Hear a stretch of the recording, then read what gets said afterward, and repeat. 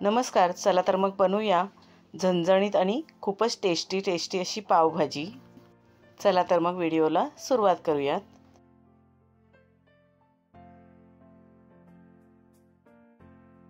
पहिलं तर आपण पावभाजीचा मसाला बनवून घेऊयात। मी ते 6 सुक्या मिरच्या घेतल्यात।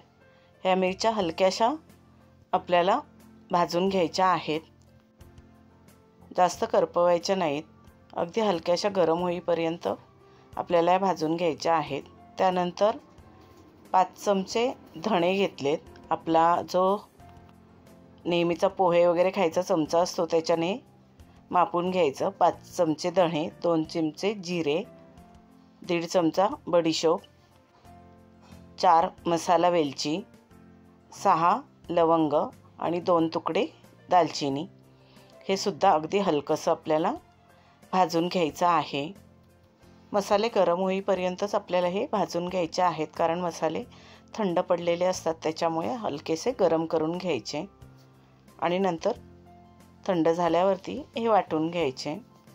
आता पावभाजीसाठी मी इथे छोटे 4 बटाटे घेतलेत, ते चिरून घेते।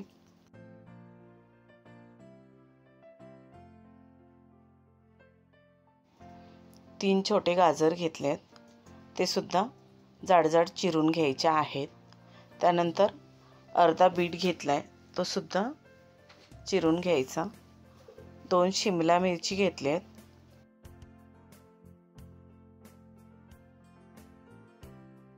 आणि पाव किलो एवढं मी फ्लॉवर घेतले, ते सुद्धा जाडसर चिरून घ्यायचं। फ्लॉवर मी मिठाच्या पाण्यामध्ये आधी घालून घेतलं होतं, कारण फ्लॉवरमध्ये काही वेळेला आळ्या वगैरे असतात, तर मिठाच्या पाण्याने त्या बाहेर निघतात। त्याच्यामुळे फ्लॉवर नेहमी, नाहीतर गरम पाण्यामध्ये आपण वाफवून सुद्धा घेऊ शकतो। सर्व भाज्या मी जाडसर चिरून घेतल्यात आणि थोडे म्हणजे पाव किलो एवढे मी वाटाणे घातलेत आणि 1.5 ग्लास पाणी घालून घेते।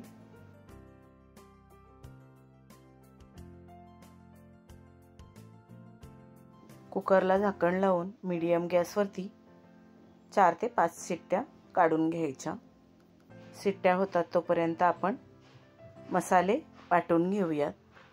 हे गरम मसाले थंड झालेले आहेत, तर एका मिक्सरच्या भांड्यामध्ये काढून घेते। त्यानंतर 1 चमचा हळदी पावडर, 1.5 चमचा लाल तिखट, 1 चमचा काळी मिरी पावडर, 2 चमचे आमचूर पावडर घालून घ्यायची आणि 1 चमचा मीठ घालायचं। मिक्सरचं झाकण लावून हे मसाले आपल्याला वाटून घ्यायचे आहेत। हे मसाले आपल्याला चालू बंद असं करून वाटून घ्यायचे आहेत आणि मसाला जास्त बारीक नाही करायचा, मसाला जाडसर ठेवायचा। हा मसाला एवढा जाडसर असायला हवा। मसाला जाडसर असेल तर अगदी चवदार बनतो, त्याच्यामुळे मसाला जास्त बारीक करायचा नाही। एखाद्या हवाबंद बरणीमध्ये आपण हा मसाला ठेवून वापरू शकतो। बाहेरून मसाला विकत आणण्यापेक्षा आपण अशा पद्धतीने घरच्या घरी पावभाजी मसाला बनवू शकतो आणि ह्या मसाल्याने पावभाजी अगदी खूपच टेस्टी बनते। तुम्ही घरी नक्की हा पावभाजी मसाला बनवून बघा।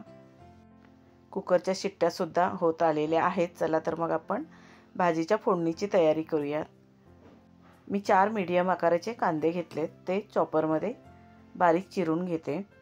पावभाजी बनवताना कांदा आणि टोमॅटो सुद्धा अगदी बारीक असेल तर ग्रेव्ही छान होते आणि पावभाजी सुद्धा खूप मस्त आणि टेस्टी होते।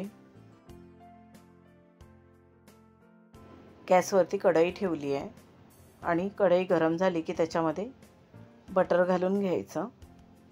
बटर घातलं की थोडं तेल घालायचं, म्हणजे बटर करपत नाही। बटर सुद्धा तेलाबरोबर गरम झालं की त्याच्यामध्ये राई आणि जिरं घालून घ्यायचं। राई जिरं तडतडलं की त्याच्यामध्ये बारीक चिरलेला कांदा घालून घ्यायचा।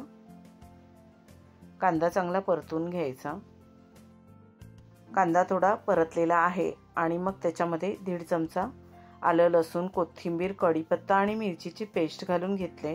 ती सुद्धा कांद्याबरोबर चांगली परतून घ्यायची आणि त्यानंतर बारीक चिरलेला टोमॅटो घालून घ्यायचा। टोमॅटोसुद्धा चांगला परतायचा आणि मग मसाले घालायचे। हळदी पावडर घातली आहे आणि 1.5 चमचा मालवणी मसाला घातला आहे आणि 2 चमचे पावभाजी मसाला। मसाले मस्त तेल सुटेपर्यंत फोडणीमध्ये परतून घ्यायचे आहेत।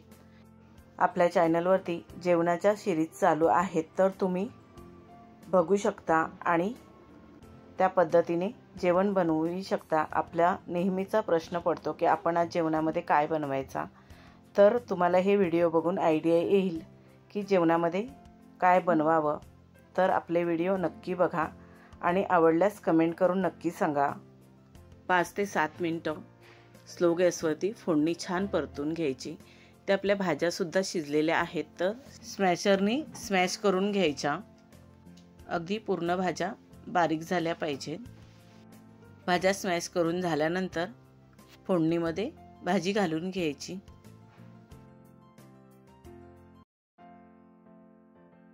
भाजी घातल्यानंतर फोडणीमध्ये व्यवस्थित मिक्स करून घ्यायची आणि 2 ते 3 मिनिटं छान भाजीला उकळी येऊ द्यायची।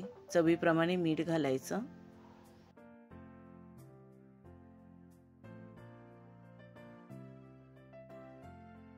ही आपली मस्त टेस्टी आणि झणझणीत अशी पावभाजी बनून तयार आहे। वरून खूप सारी कोथिंबीर आणि बटर घालून घ्यायचं।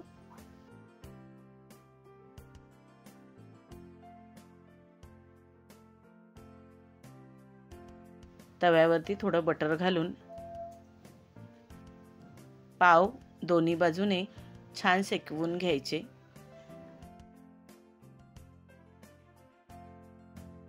आणि अजून एक आपण पद्धत बघणार आहोत। बटर घालायचं आणि त्याच्यामध्ये थोडीशी हळद पावडर आणि मिरची पावडर घालायची आणि हे पाव आपल्याला त्याच्यामध्ये शेकवून घ्यायचेत। असे सुद्धा आपण पाव शेकवले तर खूपच छान लागतात, किंवा तुम्ही याच्यामध्ये पावभाजी सुद्धा घालू शकता थोडी आणि हे पाव शेकवून घेऊ शकता। त्याच्याने सुद्धा पावला छान टेस्ट येते। चला तर मग आपण पावभाजी सर्व करूयात। चला तर मग मस्त गरमागरम पावभाजी आणि पाव खाऊयात। सर्वांची ऑल फेवरेट पावभाजी, ती पण अगदी सोप्या पद्धतीने। चला तर मग पटकन बनवा आणि कमेंट नक्की करा। व्हिडिओ आवडला असेल तर व्हिडिओला लाईक शेअर करा आणि आपल्या चॅनलला सबस्क्राईब केलं नसेल तर सबस्क्राईब करा। बेल आयकॉनचं बटन क्लिक करायला विसरू नका, त्यामुळे नवीन येणाऱ्या व्हिडिओचं नोटिफिकेशन तुम्हाला सर्वात आधी मिळेल। तुम्ही हा व्हिडिओ शेवटपर्यंत बघितल्याबद्दल तुमचे मनापासून धन्यवाद। आता आपण भेटू अजून एका नवीन व्हिडिओमध्ये। Bye bye.